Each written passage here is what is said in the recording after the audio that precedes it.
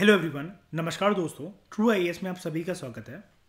हम लोग बात कर रहे थे फंक्शंस ऑफ मनी के बारे में और मनी के फंक्शंस को अब एक बारी गहराई में जाकर समझेंगे। लेकिन हम इसका थोड़ा सा कंपैरेटिव एनालिसिस करके चलेंगे। कंपैरेटिव एनालिसिस दोस्तों किस फॉर्मेट के अंदर कि बार्टर सिस्टम के जो भी लिमिटेशंस हैं उनको कैसे दूर करता है पैसा, और पैसे की इन्वेंशन की वजह से वो लिमिटेशंस कैसे दूर हो गई जो कि बार्टर सिस्टम के अंदर, बार्टर इकोनॉमी के अंदर हमें फेस करने को मिलती थी। बार्टर इकोनॉमी को हम लोग एक और नाम से बोलते हैं। क्या है वो नाम? क्या है नाम? सीसी इकोनॉमी, है ना। CC economy, commodity for commodity exchange economy. ठीक है। अब इसकी कोई अब इसकी एक एक लिमिटेशन को देखते हैं। सबसे पहले मनी का फंक्शन क्या है? Money is serving as a medium of exchange. Okay. Barter system में क्या था? बार्टर सिस्टम में था यहां पर कि आप किसी भी चीज को मीडियम ऑफ एक्सचेंज की तरह यूज नहीं कर सकते। यहां पर किसी भी गुड को आप यहां पर ये नहीं बोल सकते कि हाँ ये गुड ले लो और यही गुड जो है वो फिक्स है जिसको आप यूज कर सकते हो हमेशा हर एक सिचुएशन में सामने वाले पर्सन की उधारी चुकाने के लिए या उसको किसी भी चीज में, कि आप मुझसे ये वाला गुड ले लो और बदले में मेरे सारे गुड हो जाएंगे फिर सामने वाले पर्सन के या किसी भी पर्सन के। ये कॉमन गुड जो है वो सर्कुलेट नहीं कर सकता बार्टर सिस्टम के अंदर। लेकिन मनी जो है it serves as a medium of exchange, वो सर्कुलेट कर सकता है। मनी जो यूज में आया, इसने बार्टर सिस्टम की एक इनकन्वीनियंस को जो दूर करा वो ये था, problem of double coincidence of wants. ये वर्ड्स नहीं है, problem of double coincidence of wants. इसको हिंदी में कहते हैं आवश्यकताओं का दोहरा सहयोग। Money as a medium of exchange, इसने ये प्रॉब्लम जो है ये सॉल्व कर दी। मनी की इस फंक्शन ने as a medium of exchange ने ये मनी की ये जो दिक्कत थी बार्टर एक्सचेंज की, ये सॉल्व कर दी। Because money has separated the act of purchase from act of sale. Sale and purchase को इसने सेपरेट कर दिया। बिकॉज आप मनी को यूज कर सकते हो, कोई भी गुड एंड सर्विस अगर आपको चाहिए आप इसको as a medium of exchange use कर सकते हो। दिक्कत क्या थी बार्टर सिस्टम के अंदर? अगर हम लोग बात करें बार्टर सिस्टम के अंदर, एक सबसे बड़ी दिक्कत जो हमें देखने को मिलती थी, lack of double confidence of wants में। यहां पर सबसे बड़ी बात यही है, ये सिचुएशन ऐसी थी जब ए के पास वो चीज हो जो बी को चाहिए खरीदने के लिए और बी पर्सन के पास वो चीज हो जो ए को चाहिए उससे खरीदने के लिए। यानी कि यहां पर सेल एंड परचेस तभी हो सकता है किसी भी गुड का जब दोनों पार्टीज के पास वो चीज म्यूचुअली अवेलेबल हो, वो कंसाइड करें। ठीक है। और वो कॉन्फिडेंस, डबल कॉन्फिडेंस होनी चाहिए। ए पर्सन के पास वो चीज तो है जो बी को चाहिए, लेकिन बी के पास वो चीज नहीं है, वो गुड नहीं है, वो आइटम नहीं है जो कि ए को चाहिए। दिक्कत यहां पर यह थी, साइमल्टेनियस फुलफिलमेंट जो होनी चाहिए है बायर्स की और सेलर्स की, जिसकी वजह से हम जो जिस फिनोमेना को कहते हैं डबल कॉन्फिडेंस ऑफ वांट्स, ये बार्टर सिस्टम के अंदर हर एक सिचुएशन के अंदर पॉसिबल नहीं है। ऐसा पर्सन ढूंढना कि आपके पास जो गुड आप हाथ में लेकर मटकते हुए घूम रहे हो कि यार ये ले लो, और आपके मन में जो गुड है लेने के लिए आप जो लेने का सोच रहे हो वो ऐसा पर्सन आपको मिल ही जाएगा कि उसे वही चीज चाहिए जो आपके पास है, जो आइटम आपके पास है, जो गुड आपके पास है। ये मुश्किल है। मीडियम ऑफ एक्सचेंज बेसिक और प्राइमरी फंक्शन है मनी का। लोग गुड्स एंड सर्विसेज को एक्सचेंज करते हैं through the medium of money. Money का जो ये फंक्शन है ये प्राइमरी फंक्शन है as a medium of exchange और as a medium of payment. Medium of exchange का मतलब यही है, एक्सचेंज यहां पर राइटर आपसे बोल रहा है this serves as a medium of payment. आप यहां पर आपको डोलने की जरूरत नहीं है कि मेरे को ये गुड चाहिए, मेरे को ये गुड चाहिए, इसकी नीड है मुझे, तो मुझे अपने घर से कोई गुड लेकर जाना पड़ेगा जिसकी नीड सामने वाले पर्सन को। अब यहां पर एक दिक्कत ये भी तो हो सकती है अर्पित कि सामने वाले पर्सन को जो गुड चाहिए है, जो डिमांड कर रहा है, और आपको जो गुड चाहिए है, आपको वो गुड बहुत नेसेसिटी कंडीशन में चाहिए, आपको नीड है उसकी, और आपको कोई एक पर्सन मिल गया XYZ जिसके पास वो गुड है, लेकिन जो गुड वो आपसे मांग रहा है वो आप नहीं खोना चाहते, अभी नहीं दे सकते, उसकी भी नीड है आपको, जो आपके घर पे पड़ा हुआ है, जो आर्टिकल है, जो आइटम है, लेकिन मजबूरी में फिर इसे देना पड़ेगा। तो ये सारी दिक्कत जो है, ये मेंटल प्रेशर, ये इमोशनल प्रेशर मनी ने खत्म कर दिया लोगों की जिंदगी से, जब से कोई ऐसी चीज आई है, पैसे जैसी कोई चीज आई।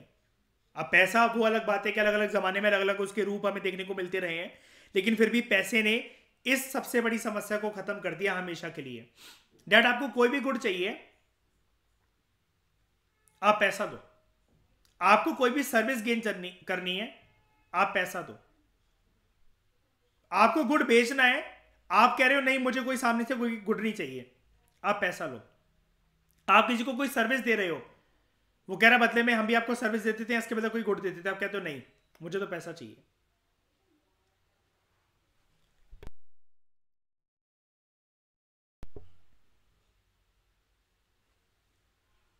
राइटर यहां पर एक चीज बोलता है कि ये बोल्ड स्टेटमेंट है मनी के रिगार्डिंग, मनी की अपने आप में कोई यूटिलिटी नहीं होती है, मनी सिर्फ एक इंटरमीडियरी की तरह काम करता है। और मनी की अपने आप में यूटिलिटी इसलिए नहीं होती है, देखो, अगर बायर्स की डिमांड उत्पन्न ना हो और बायर्स को सामने सेलर्स ना मिले सप्लाई करने के लिए, तो पैसों का लेन देन होगा ही नहीं कभी भी। समझने की कोशिश करो इस बात को, थोड़ा सा टेक्निकल है। मनी की अपने आप में कोई यूटिलिटी नहीं है, पैसों का लेन देन होगा ही नहीं। आप किसी को कोई पैसा देना चाह रहे हो, कुछ भी देना चाह रहे हो, आप तो पैसा फेंकने को तैयार हो, सामने वाला सप्लाई करने को तैयार ही नहीं है। मेरे पास इतना पैसा है कि मैं पार्लियामेंट ले लूं, मान लो कोई बेच देगा मुझे पार्लियामेंट, इंडिया गेट बेच देगा मुझे, कुतुब मीनार बेच देगा कोई मुझे, ताजमहल बेच देगा। मैं तो कह रहा हूं है मेरे पास इतना पैसा और मैं खरीदने को तैयार हूं, कौन बेचेगा मुझे बताओ। तो मनी की अपने आप में वैसे कोई यूटिलिटी नहीं है, मनी एक इंटरमीडियरी है। मतलब जब भी बायर्स और सेलर्स की डिमांड और सप्लाई फैसिलिटेट होती है, यानी कि एक्सचेंज फैसिलिटेट होता है, ट्रेड फैसिलिटेट होता है, तो वहां पर मीडियम की तरह काम करता है, इसलिए इसको मीडियम बोला जाता है, माध्यम बोला जाता है, एक प्रकार का माध्यम है एक्सचेंज का। एक्सचेंज तो लेकिन बायर्स और सेलर से ही आएगा, कस्टमर ही भगवान है वैसे तो। जब दो लोग किसी ट्रांजैक्शंस में उतरे ही नहीं है तो पैसा क्या कर लेगा बीच में। मतलब ये एक बात से एक बोली जाती है समझाने के लिए, ठीक है, कि मनी की अपने आप में वैसे कोई यूटिलिटी नहीं है, इट इज ओनली इंटरमीडिएट, माध्यम है बस एक ये। मनी को यूज करने की वजह से एक्सचेंज फैसिलिटेट होता है गुड्स एंड सर्विसेज का। एक्सचेंज जो है वो स्पेशलाइजेशन को प्रमोट करता है। स्पेशलाइजेशन को कैसे प्रमोट करता है, यानी कि अगर गुड्स एंड सर्विसेज का आदान प्रदान होता है, ठीक है, और जब किसी के हाथ में पैसा जाता है तो वो और इकोनॉमिक एक्टिविटीज को फर्दर वो करके और स्पेशलाइजेशन सर्विसेज लेकर आएगा और specialise form of medium of goods and वगैरह लेकर आएगा। पर्सन अपनी एक फैक्ट्री से 4 फैक्ट्री बना लेगा धीरे करते करते। उसके पास एक फिक्स पेमेंट तो आए, जो वो गुड एंड सर्विस बेचना चाह रहा है उसको खरीदने वाले उसको पैसा तो दे टाइम पर। एक फैक्ट्री से 4 फैक्ट्री कर लेगा। एक मोमोज का रेडी लगाने वाला एक मोमोज का पूरा हो सकता है एक रेस्टोरेंट खोल ले। तो स्पेशलाइजेशन की वजह से प्रोडक्टिविटी इंक्रीज होती है, प्रोडक्टिविटी की वजह से एफिशिएंसी आती है, जिसकी वजह से इकोनॉमी की साइकिल प्रोडक्टिव फॉर्म में प्रोडक्टिविटी की वजह से और ज्यादा एफिशिएंट तरीके से वर्क करती है। ये वही वाली बात है जो मैं हमेशा बोलता रहता हूं, इकोनॉमी के इंजन में पेट्रोल एंड फ्यूल डालने का काम करता है मनी। एक जो अच्छा मॉनेटरी सिस्टम होता है किसी भी देश का, वो सिर्फ देश के काम नहीं बल्कि पूरी की पूरी सोसाइटी को सर्व करता है। अब अगर कल को ये क्वेश्चन आ जाए ना, a good monetary system is of immense utility to human society, examine, ये अगर क्वेश्चन आ जाए मीन्स के अंदर, a good monetary system is of immense utility to human society, examine. तो आप ये बस एक साइकिल बना देना जो हमने ऊपर पढ़ी कि ये है मनी, ये है मनी, मनी फैसिलिटेट करता है एक्सचेंज को, एक्सचेंज की वजह से आती है स्पेशलाइजेशन, स्पेशलाइजेशन की वजह से प्रोडक्टिविटी और एफिशिएंसी आती है, जिसकी वजह से ये साइकिल कंटिन्यू रहती है। Again this creates economic activities और ये साइकिल घूमती रहती है जिसकी वजह से इकोनॉमी का इंजन काम करता है और फिर ह्यूमन सोसाइटी का ओवरऑल भला होता है, क्योंकि जब लोगों के पास प्रोडक्टिविटी आएगी और पैसा आएगा और एम्प्लॉयमेंट अपॉर्चुनिटी जब क्रिएट होंगी और देश पूरा का पूरा इसी सिस्टम पर जब ये चलता रहेगा तो सारे लोगों की वेलबींग और प्रॉस्पेरिटी इंश्योर हो सकती है। मनी के लिए टर्म यूज करी जाती है। अगर कल कोई क्वेश्चन आ जाए जिसके आने की संभावना काफी सारी, मतलब बहुत बहुत ज्यादा संभावना है, आया नहीं है, पेंडिंग चल रहा है क्वेश्चन, ये टर्म पे ध्यान देना, ये कल को आपको क्वेश्चन देखने को मिल सकता है। जनरलाइज परचेजिंग पावर तो अभी हम हालांकि पढ़ेंगे,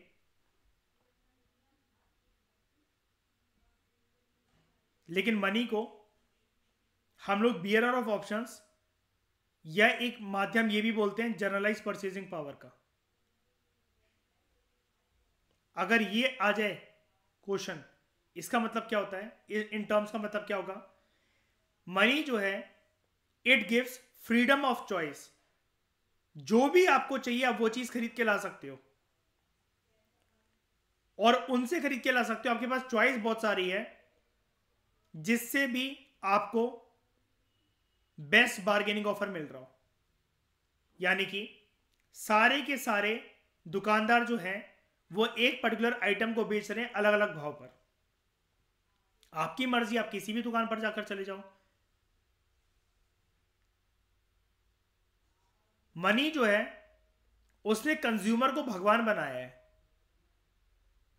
it gives you power of multiple options. आपका पैसा आप जैसे मर्जी खर्च करना चाहो, आप महंगा आइटम खरीदना चाहो, सस्ता आइटम खरीदना चाहो, सेम आइटम जिसका सेम प्राइस है, किसी होलसेलर के पास जाकर, चावड़ी बाजार, चांदनी चौक जैसी जगह में होलसेल मार्केट के अंदर जाकर आप ₹1 सस्ते पर वो बिस्किट का पैकेट या चिप्स का पैकेट ले आओ, आपकी मर्जी।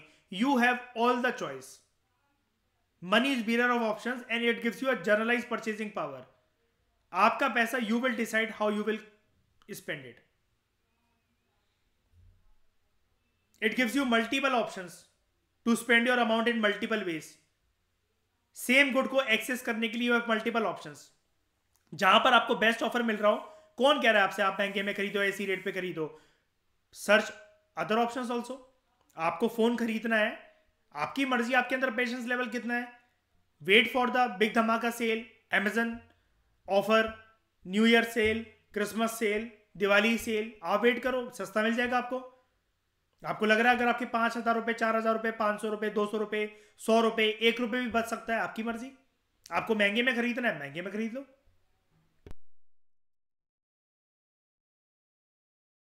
इतनी लिबर्टी मनी ने दी है।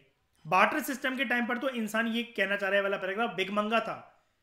ना चाहते हुए भी भाई आपको किसी गुड की नीड है, आप सामने वाला पर्सन वो ऑफर कर रहा है, लेकिन वो गुड मांग रहा है जो कि आपके जो घर में पड़ा हुआ है आप नहीं दे सकते उसको, क्योंकि उसकी भी नीड है आपको। सामने वाला पर्सन आपको टेबल दे रहा है लेकिन वो कह रहा है अपनी कुर्सी दे दो। अब आपको कुर्सी तो चाहिए ना बैठने के लिए। बार्टर सिस्टम जो है उसने लोगों को हमेशा झुकाया है, टाइम बहुत वेस्ट करा है, सर्च कॉस्ट, ट्रेडिंग कॉस्ट काफी ज्यादा लगाई है, डिसयूटिलिटी ऑफ वेटिंग, बहुत ज्यादा वेट करना पड़ता था इंसानों को। लॉस मेकिंग प्रक्रिया थी वो, कि गुड्स के बदले गुड्स अगर एक्सचेंज हो रहा है, पेरिशेबल आइटम्स अगर आपके पास है, जब तक आपको राइट कस्टमर मिला सारा लेन देन करने को वो मान रहा है, लेकिन वो कह रहा है ये तो 2 दिन पुराने हो गए, तो प्याज टमाटर में से बदबू आ रही है, अब तो नहीं ले रहा मैं। पैसे को ये कोई नहीं बोल सकता, कभी आपसे ये कोई नहीं कहेगा कि यूपीआई में से बदबू आ रही है, तेरे फोन पे में से बदबू आ रही है, गूगल पे में से बदबू आ रही है। ₹10 का नोट कितना भी पुराना हो जाए लोग ले लेते हैं। फ्रेश नोट हो वो भी एक्सेप्टेबल होगा, थोड़ा सा मोड़ा नोट हो वो भी एक्सेप्टेबल होगा, नोट थोड़ा सा फीका पड़ जाए, काला पड़ जाए, वो भी एक्सेप्टेबल होगा। सिक्का अगर उतना चमक नहीं रहा जितना वो चमकना चाहिए, थोड़ी सी जंग जंग सी उस पर लग गई है, वो भी एक्सेप्टेबल होगा। लेकिन सब्जी अगर 1 हफ्ते पुरानी किसी को देने जा रहे हो, वो सामने वाला पर्सन एक्सेप्ट करेगा कि नहीं करेगा, या फिर उसके बदले ज्यादा क्वांटिटी वो डिमांड ना करने लग जाए। ये एक मेजर लिमिटेशन थी बार्टर एक्सचेंज की। ये हो गया पहला पहला फंक्शन ऑफ मनी जिसने बार्टर सिस्टम की एक जो बड़ी समस्या थी डबल कॉन्स्टिट्यूएंस ऑफ बॉन्ड्स को, उसको खत्म कर दिया है। मुझे आवश्यकताओं को दोहरा सहयोग नहीं करना है, मुझे राइट पार्टी ढूंढने की कोई आवश्यकता नहीं है। और इसमें आप ये भी ऐड कर सकते हो कि इस फंक्शन की वजह से, मनी के इस फंक्शन की वजह से बार्टर सिस्टम में जो कॉस्ट आती थी, ये वाली,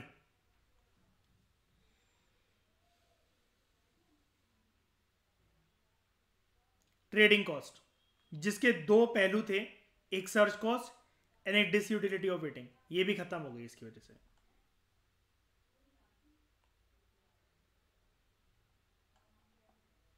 पैसा है आपके पास, आप कोई भी काम करवा लो। Money as a unit of account और measure of value. Barter system के अंदर एक लिमिटेशन हमने देखी थी, lack of common measure of value. अगर बायर सेलर हमने पढ़ा था कि अगर मिल भी जाए, उनके पास दोनों वो गुड्स हो जो कि दोनों को चाहिए, प्रॉब्लम यहां पर ये आती थी कितने प्रपोर्शन में भाई साहब एक्सचेंज होगा। हमारा common example, horse trader and diamond merchant versus T seller. अब ये एक्सचेंज कैसे होगा? घोड़े का व्यापारी और चाय की टफरी पे काम करने वाला आदमी, ये बहुत ज्यादा डिफिकल्टीज पैदा करता था ये चीज, because there was absence of common denomination.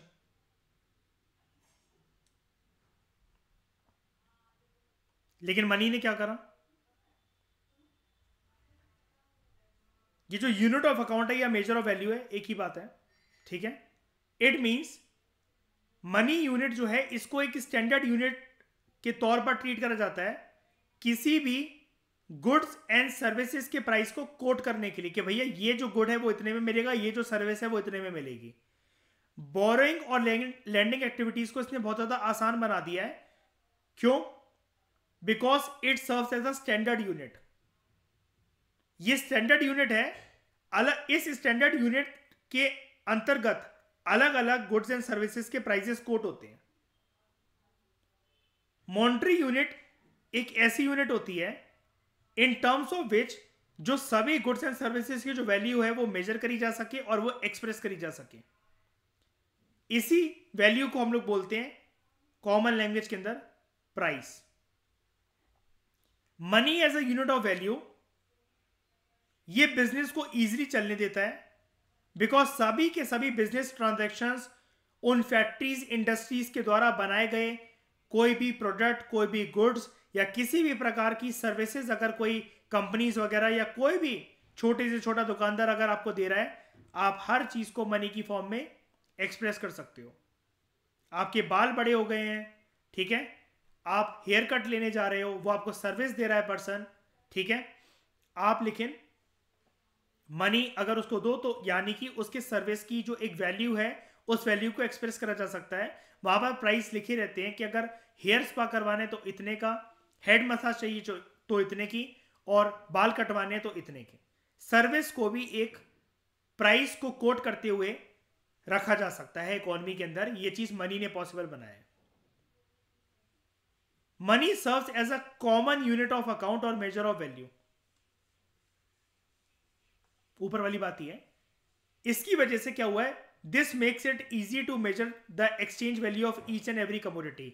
हर एक गुड की एक कीमत आ गई है, बिकॉज हम उसको एक यूनिट दे सकते हैं। अगेन हर एक कमोडिटी को हम एक प्राइस टैग दे सकते हैं। आपकी मर्जी कि बिस्किट अगर आपको लेने जाने हैं, आपको 500 रुपए का जो एक बिस्किट आ रहा है, सिर्फ एक बिस्किट, एक पैकेट भी नहीं कह रहा हूं मैं, अगर ऐसे हैंडमेड बिस्किट जो महंगे मिल रहे हैं, तो you have all the price options available. आपको जो आपके पास जितना बजट हो आप वो वाले बिस्किट खा लो। कौन कह रहा है आपसे आप 500 रुपए का एक बिस्किट रखो अपने मुंह के अंदर।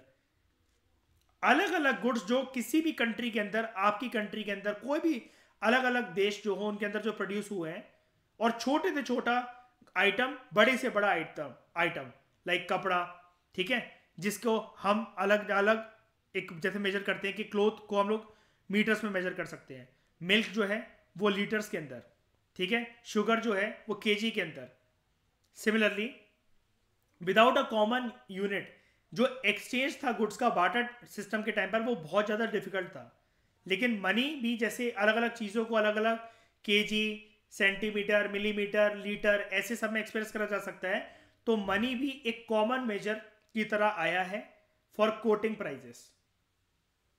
कि दूध जो है वो लीटर में तो है, लेकिन अगर कोई ग्वाला है जो मिल्क सप्लायर है, अगर उससे मुझे दूध चाहिए है घर में खीर बनाने के लिए, चाय बनाने के लिए, तो अब मुझे ये देखने की जरूरत नहीं है कि 20 लीटर दूध के बजाय मैं उसको 5 किलो टमाटर दूं या एक जोड़ी कपड़े दूं। अब सीधा उसके प्राइजेस है। 50 रुपए किलो अगर एक दूध का प्राइस है 1 लीटर का, तो यानी कि अगर 10 लीटर ला रहा हूं तो मेरे को पता है कि ये फिक्स है, 500 रुपए मुझे उसको देने पड़ेंगे। In this way money as a unit of account, इस वाले फंक्शन ने as a unit of account या फिर as a measure of value, इसने कौन सी दिक्कत दूर कर दी है बार्टर सिस्टम की? बार्टर सिस्टम जो दिक्कत थी, प्रॉब्लम ऑफ कॉमन मेजर। कितने प्रपोर्शन में, जो हम बार बार पढ़ते थे ना, in what proportion, in what amount दो गुड्स की फैसिलिटेशन होगी,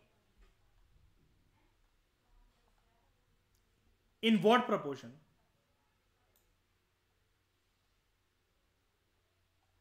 अगला जैसे दिक्कत ये थी बार्टर सिस्टम के अंदर, lack of standard of deferred payment. Borrowing and lending के अंदर बहुत दिक्कत आती थी बार्टर सिस्टम के अंदर, बार्टर इकोनॉमी के अंदर। जब दो पार्टीज किसी भी कॉन्ट्रैक्ट के अंदर एंगेज हो रही हैं जहां पर बोरिंग एंड लेंडिंग जो प्रोसेस है वो इन्वॉल्व है, तो फ्यूचर पेमेंट नहीं हो सकती। आप किसी को वादा कर ही नहीं सकते वाटर सिस्टम के अंदर कि मैं तुम्हें हर महीने इतना इतना गुड दे दूंगा, क्योंकि एक सेटिस्फैक्ट्री यूनिट ऑफ वैल्यू है ही नहीं। अगर आप उसको ये कह रहे हो कि इतने इतने मैं महीने दे दूंगा, तो पर्सन कह रहा है जब 11वें महीने में तुम मुझे वो आइटम दोगे, तब क्या पता मार्केट में उसके भाव बढ़ गए या कुछ भी हो गया हो, या फिर मैं ज्यादा लेना चाहूं तुमसे। तुम ये कह रहे हो कि हर महीने में तुमने जो मुझे एक जोड़ी जूते दिए हैं उसके बदले मैं तुम्हें हर महीने 1-1 किलो टमाटर भिजवाता रहूंगा। वो कह रहा है 11वां महीना या से 12वें महीने के बाद, 1 साल के बाद, मैं हो सकता है तुमसे 1 किलो टमाटर ना लेकर मैं तुमसे 5 किलो डिमांड करूं। फ्यूचर कॉन्ट्रैक्ट यहां पर किसी को वादा करना फ्यूचर के लिए वो डिफिकल्ट हो जाता था, क्योंकि स्पेसिफिक अमाउंट का गुड्स और सर्विसेज देना फ्यूचर में ये बार्टर इकोनॉमी के अंदर पॉसिबल नहीं था। लेकिन पैसा तो पैसा है। आज के टाइम में आप किसी को स्टैंडर्ड और डिफर्ड पेमेंट का वादा दे सकते हो in terms of loan amount, interest amount, या सिंपल भाषा में अगर हम लोग बोले किसी भी गुड की ईएमआई बनवा लो आप। जो डिसाइड हुआ है उसी रेट पर आपकी ईएमआई लौटेगी, चाहे फिर उस टाइम पर देश में इन्फ्लेशन हो, चाहे डिफ्लेशन हो, चाहे हाइपर इन्फ्लेशन हो, गैलोपिंग इन्फ्लेशन हो, किसी भी प्रकार का इन्फ्लेशन या डिफ्लेशन हो, ठीक है, जो भी है, रिसेशन हो, लेकिन जो चीज डिसाइड हो गई है उसी के ईएमआई पर रेट पर आपको वो चुकाना पड़ेगा। डेफर्ड पेमेंट्स एक ऐसे पेमेंट्स होते हैं which are contracted to be made for some time in future, कि आप ये कहते हो कि मुझे सामान आज दे दो, मैं पैसे धीरे धीरे करके चुकाता रहूंगा। यहां पर जो डेट्स हैं, जो कि आपके ऊपर, सर के ऊपर जो उधारी है, इसको मनी की टर्म्स में हम लोग एक्सप्रेस करते हैं। डेफर्ड पेमेंट्स एक पोस्टपोन पेमेंट्स होती हैं जिसको फ्यूचर में दिया जाता है। जैसे आप जनरली, मतलब मान लो मैं बोलूं कि मेरे फाउंडेशन कोर्स का जो प्राइस है वो 5 लाख रुपीज है, तो आप कहो कि हम एक साथ नहीं दे सकते हैं, आप इंस्टॉलमेंट हमें बता दो।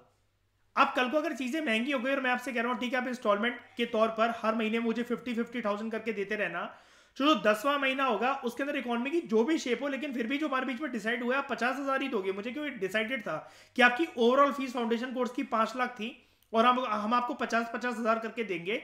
तो 10वें महीने के अंदर इकोनॉमी की जो भी हालत, मैं आपसे ये नहीं कहूंगा कि अब तो चीजें महंगी हो गई है, मुझे 50,000 की जगह इस महीने की जो इंस्टॉलमेंट अमाउंट है, जो ईएमआई है, वो आप मुझे 60,000 दो। नहीं, loans are taken and repaid in terms of money. The use of money as a standard of deferred payment या delayed payment, क्या पेमेंट डिले कर दो, गुड आपके पास आज आ जाएगा, आपको फाउंडेशन कोर्स आज मिल जाएगा, पैसे मेरे पास बाद में आते रहेंगे, हर महीने आते रहेंगे। इसने बोरिंग एंड लेंडिंग को बहुत इजी बनाया है, because money generally maintains a constant value through time. ये देखा जाता है कि मनी की कांस्टेंट वैल्यू रहती है। इकोनॉमी की जो भी कंडीशन बदल गई हो, लेकिन 2,000 रुपए के नोट की वैल्यू या 5 लाख के फाउंडेशन कोर्स की जो वैल्यू होगी, अगर उसको मॉनेटरी टर्म्स में अगर हम लोग कैलकुलेट करेंगे, तो जो पैसा जो मुझे मिलेगा, 50 के नोट की वैल्यू 50 रुपए ही रहेगी, अनटिल एंड अनलेस उसका डीमोनेटाइजेशन ना हो जाए और कभी ऐसा नहीं होगा, अगर हो भी जाए तो ये नहीं हो सकता कि अगर उसके ऊपर 50 जो चीज लिखी हुई है तो उसकी वैल्यू 500 हो जाएगी। ये चीज होना पॉसिबल नहीं है, क्योंकि मार्केट के अंदर अगर 10 रुपए वाले चिप्स है तो वो 5 ही पैकेट आ पाएंगे इस 50 के नोट में। चाहे इसको फिर प्रधानमंत्री जी ने साइन करके दिया हो इस नोट को, या फिर क्यारा अडवाणी ने इसके ऊपर किस करी हो, तो इससे 5 ही चिप्स पाएंगे। मनी एक लिंक है which connects the values of today with those of future. दो पार्टीज के बीच में कॉन्टैक्ट करना आसान हो जाता है कि देखो आज के टाइम की जो वैल्यू चल रही है, फ्यूचर में जो वैल्यू है, हम एक कॉमन उसको ले आते हैं कि आप थोड़ी सी डाउन पेमेंट दे दो, फ्यूचर में बाकी पेमेंट देते ना, ये फ्यूचर पेमेंट है, ये फ्यूचर की पेमेंट है। प्रेजेंटली आप हमें इतनी डाउन पेमेंट दे दो, ठीक है, और ये जो गुड है ये आपका हुआ, और बाकी पेमेंट आप हमें ऐसे किस्तों पे देते रहना, पहली किस्त, दूसरी किस्त, तीसरी किस्त, चौथी इंस्टॉलमेंट। उसके बाद बार्टर सिस्टम के अंदर एक सबसे बड़ी डिफिकल्टी ये थी, problem in storing wealth.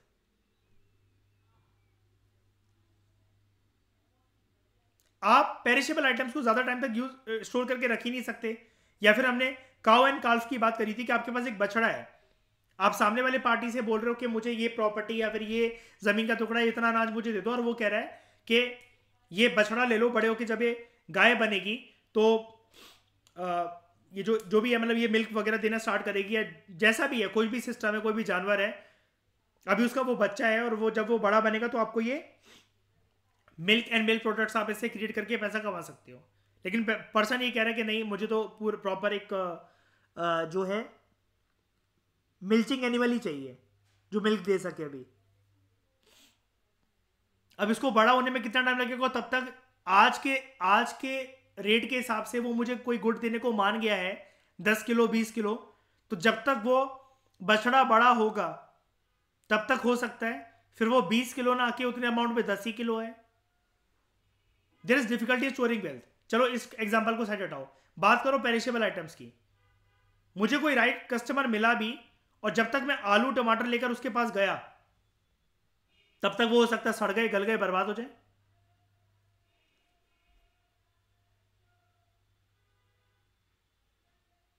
Money ने इस दिक्कत को कैसे दूर करा? मनी को आप, एक मिनट में मिटा देता हूं उसको, मनी को आप यूज कर सकते हो। Money can be stored as an asset for use in future. Future में आप इसको यूज कर सकते हो। It serves as a store value of goods in liquid form, कि अगर आपको कोई भी गुड लेकर आना है तो आप मनी को स्टोर करके रखो, और मनी को यूज करके आप उस गुड को लेकर आ जाओ। And it is very liquid in nature. आपने किसी भी फॉर्मेट के अंदर लिखा हुआ है, लिक्विडिटी का मतलब ये होता है, let me tell you, liquidity का मतलब ये होता है anything which is easily convertible into cash.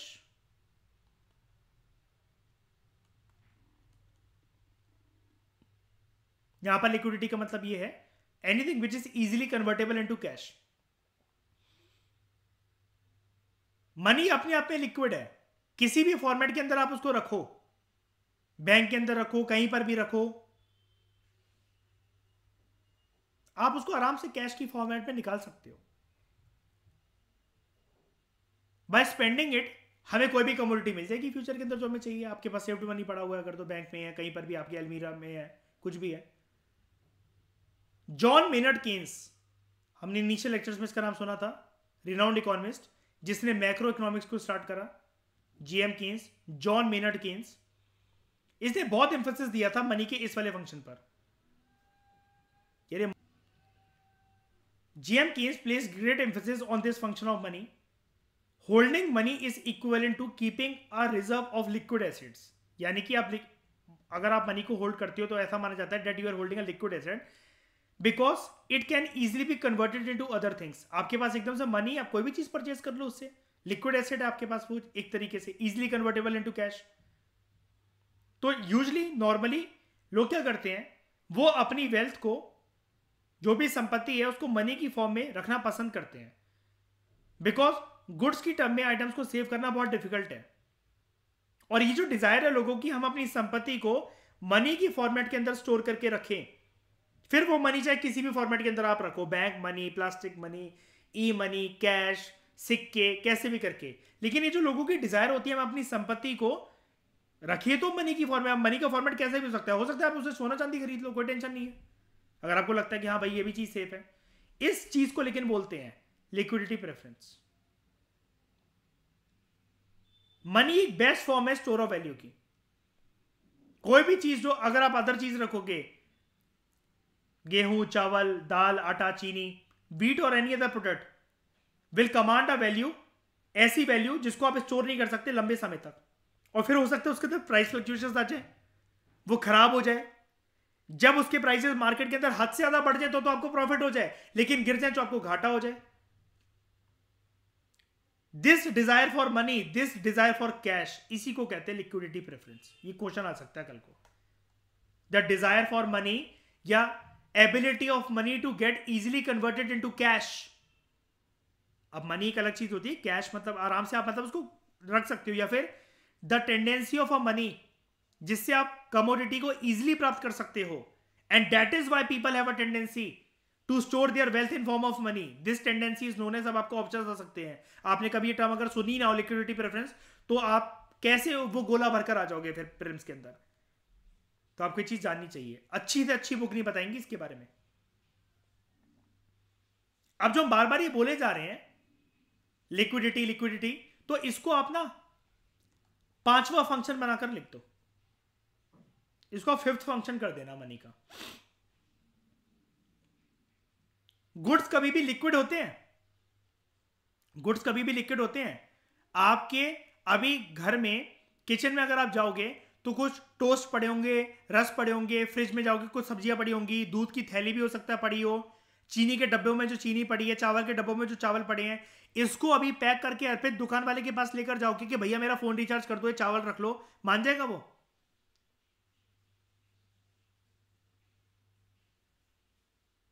50 रुपए के आपको कोई भी मोमोज खाने हैं, ठीक है, तो आप 50 रुपए की मदर डेयरी की थैली उसके पास लेकर जा रहे हो, ये रख लो भैया और मुझे मोमोज दे दो 1 प्लेट, वो मान जाएगा?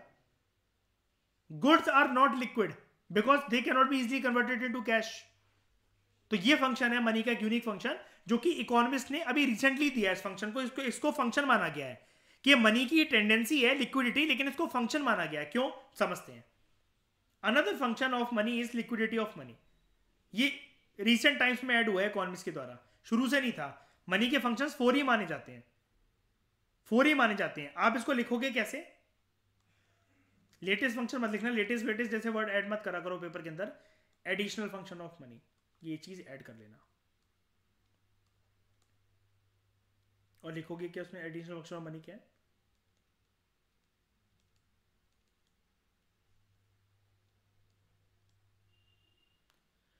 पेपर के अंदर मनी ही यूज करना, do not use word coins और कैश। बुरी तरह से ठुक जाओगे, पता भी नहीं चलेगा कि क्या हो गया, पता नहीं पेपर के अंदर मेरे साथ।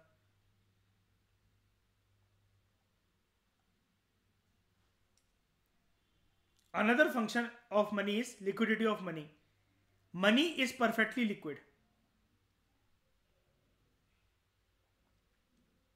ये क्वेश्चन अपने आप में स्टेट पीएससी में आ सकता है। Money is perfectly liquid. Do you agree? Give reasons. ये क्वेश्चन आ सकता है अपने आप में मेंस में, ठीक है। Money is perfectly liquid, do you agree, give reasons. सबसे पहले आप यहां पर लिक्विडिटी का मतलब समझाओगे अगर ऐसा क्वेश्चन आया। Liquidity means convertibility into cash, जैसा कि मैंने अभी आपको ऊपर बताया। किसी भी चीज को अगर आप कैश के अंदर इजीली कन्वर्ट कर सकते हो, दैट इज लिक्विडिटी। तो जो एबिलिटी है पैसे की, मनी की, टू कन्वर्ट एन एसिड, ठीक है, आप किसी भी एसिड को मनी के अंदर क्विकली कन्वर्ट कर सकते हो और उसकी वैल्यू भी लॉस ना हो, इसको हम लोग कहते हैं वो एसिड जिसको आप मनी के अंदर क्विकली कन्वर्ट कर सको और जिसकी वैल्यू भी लूज ना हो, वो होता है लिक्विड एसिड। इसका मतलब ये भी है हर एसिड लिक्विड नहीं होता, हर एसिड लिक्विड नहीं होता। 10 रुपए का पेन है, अगर मैं उसको 90% लिख चुका हूं और फिर मैं अंकल के पास जाऊं, ये पेन को वापस करके मुझे दूसरा पेन दे दो, दे देंगे क्या वो? 10 रुपए का पेन लेकर मैं किसी दुकान पर जाऊं और मैं कहूं आंटी मुझे चिप्स का एक पैकेट दे दो, दे देंगी वो? हर एक एसिड नहीं, एसिड तो वो एसिड मतलब क्या, कोई भी कमोडिटी गुड। अब सवाल ही उठता है भाई साहब, मैं ऐसे कौन से एसेट को ऐसा मानूं कि जो लिक्विड एसेट है। और ये डेफिनेशन भी बड़ी खतरनाक सी लग रही है, कंसेप्ट भी बड़ा खतरनाक सा लग रहा है कि भैया ऐसा कोई कमोडिटी कि जिसको मैं अगर मैं किसी को दूं तो मुझे इमीडिएटली पर्सन कैश दे देगा और उसकी वैल्यू भी कम नहीं होगी, कि मतलब जो रेट चल रहे होंगे उसके उस रेट पे मतलब वो चीज मुझे मिल जाएगी जितने पैसों की जरूरत है। तो हाँ जी, इसलिए लोग दो एसेट में बहुत ज्यादा, जब भी उनके पास पैसा बल्क में आ जाता है तो वो बैंक में तो पैसे रखते हैं, घर में तो पैसे रखते हैं, लेकिन दो चीजों में इंसान का दिमाग हमेशा जाता है, एक घर खरीद लो और सोना बनवा लो।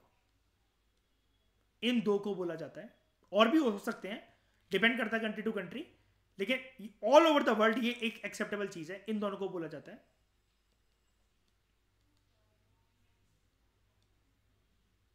लिक्विड एसेट्स, बिकॉज क्यों, दीज प्रॉपर्टी और हाउस और गोल्ड और चांदी, they are easily convertible into cash और वैल्यू भी लूज नहीं होती है। सोना खरीद के घर बनाकर आज डाल दो, सबको पता है, होल्ड कर लो 10 साल 20 साल 50 साल जो भी है, 5 साल बढ़ेगा ही, जितने का खरीदा होगा उससे तो ज़्यादा का ही बिकेगा। थोड़े टाइम पे हो सकता है कि लोग कहें प्रॉपर्टी के रेट आजकल ऐसे चल रहे हैं वैसे चल रहे हैं फलाना ढिकमा ये जो भी है, लेकिन बढ़ेगा। और यही चीज़ मैंने तो आपको एक अल्ट्रा मॉडर्न सेंस में समझाई है। अगर दिल दुखी हो रहा हो यार, ये कंसेप्ट तो हम पढ़ते रह जाते हैं, हमारा घर कब बनेगा, हमारे पास गोल्ड कब आएगा, कोई टेंशन नहीं है, 30 रुपए की प्रॉपर्टी ले लो, माना तो होल्ड कर ही सकते हो।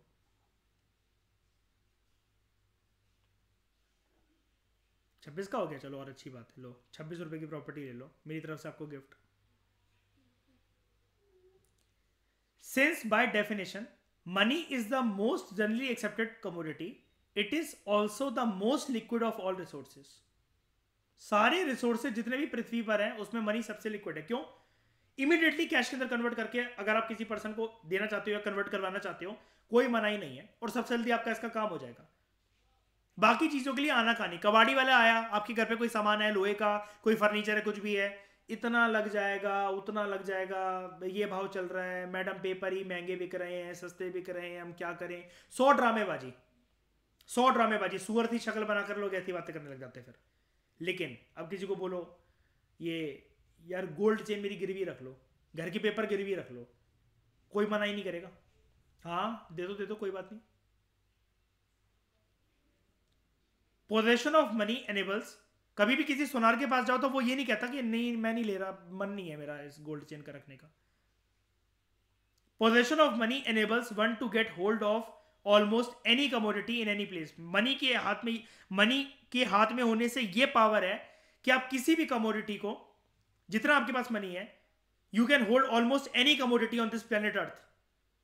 और मनी कभी भी बायर को फंसाता नहीं है, बायर को ही भगवान बनाता है मनी। तो जिसके हाथ में पैसा है उसका ही बोलबाला है, कोई भी गुड वो खरीद सकता है। इस पेक्युलर नेचर की वजह से, इस स्पेशल नेचर की वजह से, पेक्युलरिटी का मतलब होता है स्पेशलिटी, यूनिकनेस, ये मनी को बाकी सारी कमोडिटी से डिस्टिंग्विश करता है ना। इसलिए सारी चीजों में ध्यान छोड़ो, लड़की बाजी, ड्रामेबाजी, रिलेशनशिप बाजी, पैसों के पीछे भागो, because girls are many but money is money. Money thus acts as a common medium of exchange, a common measure of value, a standard of deferred payment, and a store of value, and an additional function. Money is liquid also. और money अपने साथ लेकर चलता है liquid acids को भी, जिसको आराम से मनी या कैश की फॉर्म में इजीली कन्वर्ट करा जा सकता है। यहां तक भी राइटर ने बात खत्म नहीं करी है, इसके बाद वो आपको इन सारे सिस्टम्स को फिर से बताएगा और ज्यादा डिटेल में कि इंपॉर्टेंस और एडवांटेजेस मनी, जो ये 4 फंक्शंस है, इससे इंपॉर्टेंस क्या है मनी की, एडवांटेजेस क्या हुए इससे मनी के। ये तो फंक्शंस निकल कर आ गए जिसने बार्टर की समस्या को ओवरकम कर दिया। अभी आपको और बताएगा कि और ज्यादा बार्टर की समस्या को इन 4 पॉइंट्स के अलावा, जैसे उसने ऊपर 4 पॉइंट्स बताए थे हमें बार्टर सिस्टम के अंदर कि ये भाई ये सारी दिक्कतें हैं बार्टर सिस्टम की, इनकन्वीनियंस और प्रॉब्लम है। अब इसने बताया कि मनी के इन्वेंट होने की वजह से जो उसके प्राइमरी और जो सेकेंडरी फंक्शन है, जो 4-5 दिक्कतें हैं बार्टर सिस्टम की, वो इन 4-5 फंक्शंस की वजह से खत्म हो जाती हैं। अब वो कहेगा इसके बियॉन्ड और क्या एडवांटेजेस हैं और बार्टर सिस्टम की और भी छुपी छुपी क्या लिमिटेशंस थी जिसको मनी ने दूर कर दिया। इतनी डिटेल में वो आपको बात बताएगा ये। That is why I love CP Sachdeva. तो इस डिस्कशन में दोस्तों फिलहाल इतना ही। Thank you very much for discussion.